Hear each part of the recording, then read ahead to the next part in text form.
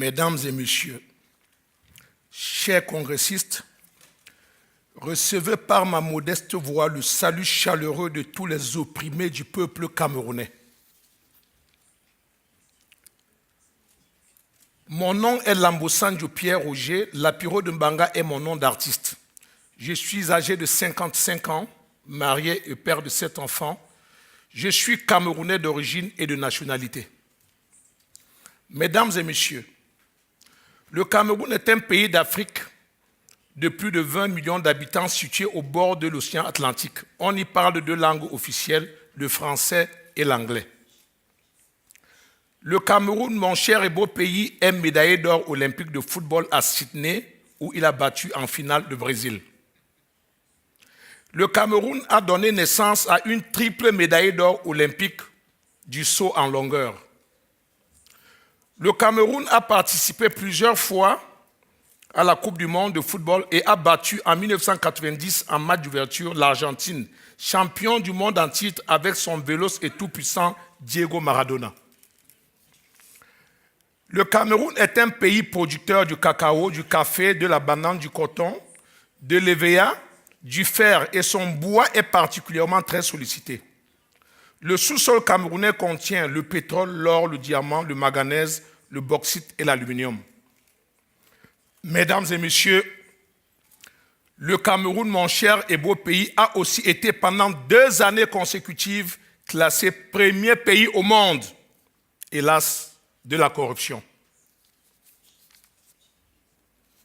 Parce que vous savez tous qui je suis et que vous savez que j'ai souffert injustement en violation flagrante de mes droits dans mon pays, je n'ai plus besoin de revenir là-dessus. Du fond de mes cellules dans les différentes prisons du Cameroun où j'ai séjourné, j'ai suivi avec beaucoup de bonheur toutes les campagnes que vous avez menées à travers diverses chancelleries pour faire pression sur le gouvernement camerounais dans le but d'obtenir ma libération. Pour cette raison, l'honneur que j'ai d'être invité à Oslo Freedom Forum me donne l'occasion de remercier très sincèrement Ole Reitov, Maran Thionnet, Lina Vigier, professeur Kwame Kari du Ghana, Vigier Guitar, Free Muse, PEN International, Freedom Now, Freedom to Create Price, Human Rights Watch, le sénateur Richard Dorbin des États-Unis d'Amérique, Emmanuel Chatué, Niem Popoli, Michel Michaud Moussala et une pensée à mon frère, ami et camarade combattant Puss Ndiaou qui est mort.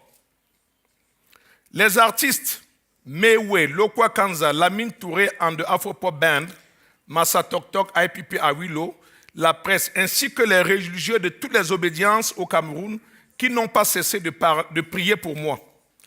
Tellement la mobilisation était énorme que sûrement j'en oublie de citer quelques-uns, mais Dieu sait combien la place que tous ceux qui ont œuvré pour ma cause, je vais dire la cause de la liberté, de la vraie justice et des droits de l'homme ont dans mon cœur. Une autre raison a motivé ma venue à ce forum des libertés d'Oslo. C'est celle de venir ici devant cette auguste Assemblée mondiale des défenseurs des droits de l'homme lancer un profond cri de cœur de l'homme de la rue camerounais qui est une alerte que j'ai intitulée SOS, droits de l'homme et liberté en péril au Cameroun. Le Cameroun est, de mon point de vue, un mont volcanique en ébullition dont l'éruption sera incontrôlable si rien n'est fait d'ici là. Pour cela, je me dois de dénoncer de toutes mes forces la manière dont le pouvoir en place au Cameroun depuis 1982 foule au sol les droits les plus élémentaires des populations afin que la communauté internationale en ignore. Étant moi-même une victime de ce système, je suis ici en tant que l'ambassadeur des millions de sans-voix de mon pays et aussi la voix de ceux qui croupissent sans aucune dignité humaine dans les prisons infectes et surpeuplées camerounaises. Sur ce, chers congressistes, je sollicite vivement votre intervention auprès de toutes les institutions internationales pour qu'elles exercent des pressions de toute nature sur ce régime fantoche, autocratique, dictatorial et sanguinaire de Paul Biya, pour que cessent les crimes contre l'humanité dans ce pays où la jeunesse, traumatisée par les agissements barbares du pouvoir, n'a plus aucun repère. Depuis environ 25 ans, je critique le régime de Paul Biya dans mes chansons, et ce avant l'avènement du multipartisme, et aussi bien longtemps avant ce qu'il appelle la démocratie avancée et qui, à mon avis, avance beaucoup plus vers les chiottes que vers la liberté. Ce que mon frère et ami Célestin Monga avait appelé en son temps la démocratie truquée. J'ai toujours eu des mots très durs sur la gestion calamiteuse de mon pays par le pouvoir en place. Ma chanson intitulée « Constitution constipée » n'a été que la goutte d'eau qui a fait déborder le vase, parce que Paul Biya, au pouvoir, sans partage depuis plusieurs décennies, était prêt à tout faire pour modifier la Constitution et s'y maintenir malgré son âge avancé qui est de 80 ans à ce jour. Il fallait absolument, d'une manière ou d'une autre, me faire taire et enlever cette chanson du circuit.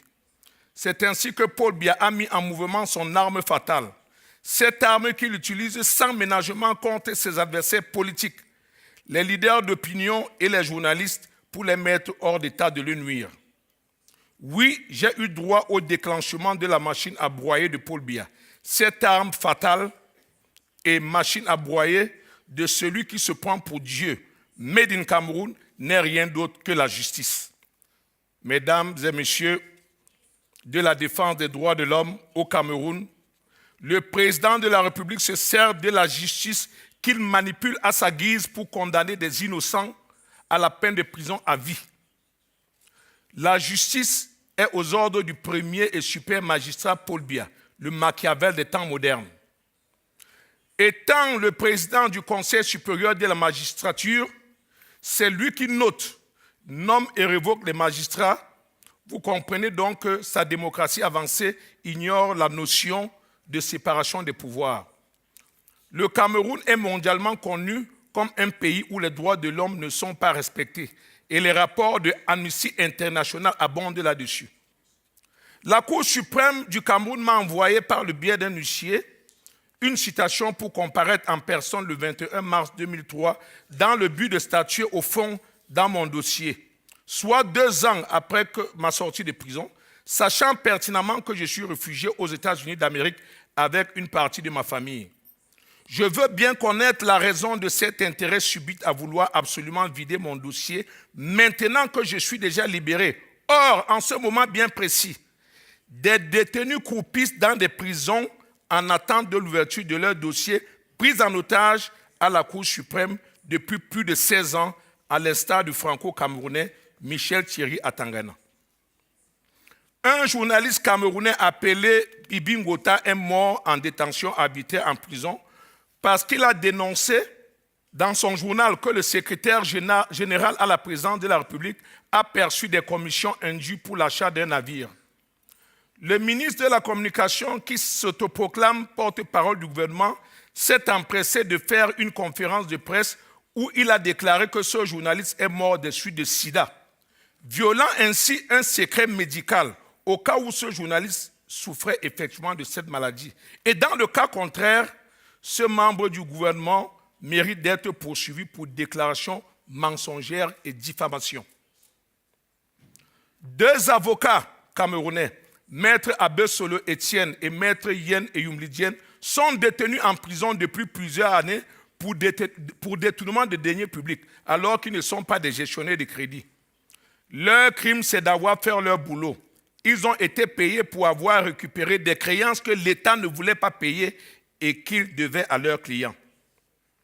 Une jeune fille de 17 ans nommée Vanessa Tchatchou attend toujours d'avoir des nouvelles de son bébé qui a été volé dans un grand hôpital sous l'indifférence totale des autorités camerounaises.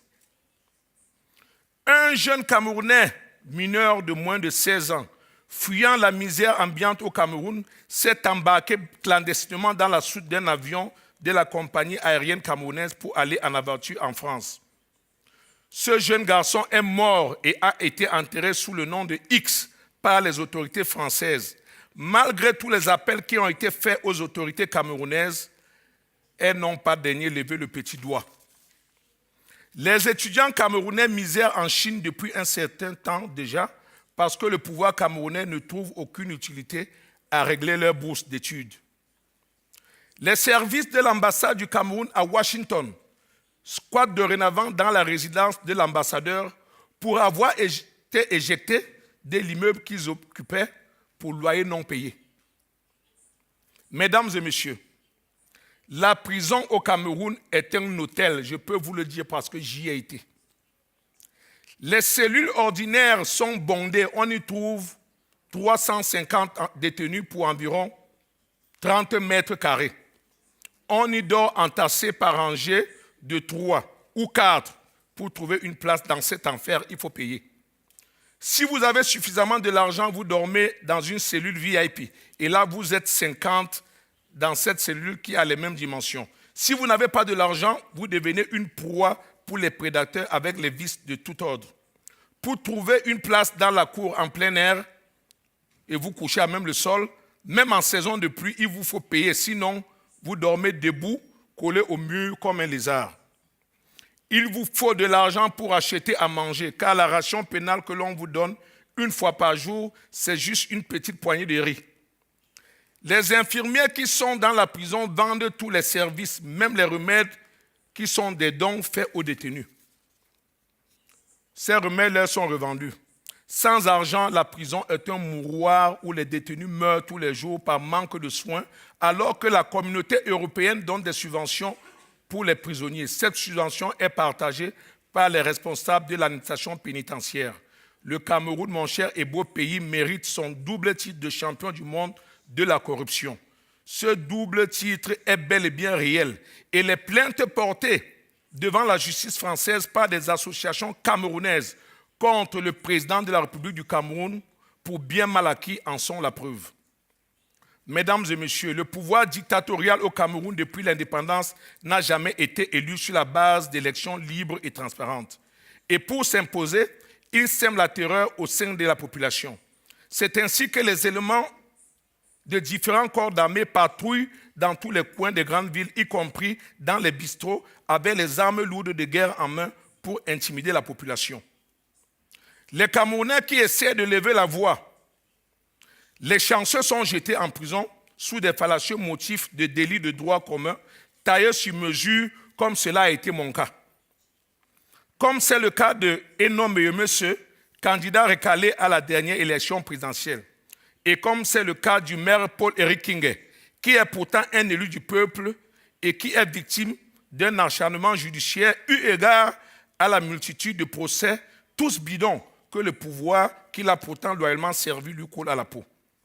Les malchanceux sont littéralement massacrés par les commandos armés, comme ce fut le cas lors des émeutes contre la vie chère de fin février 2008 pour lesquelles j'ai été largué en prison, qui ont fait plus de 100 morts pour les organisations de la société civile et 40 morts pour le gouvernement.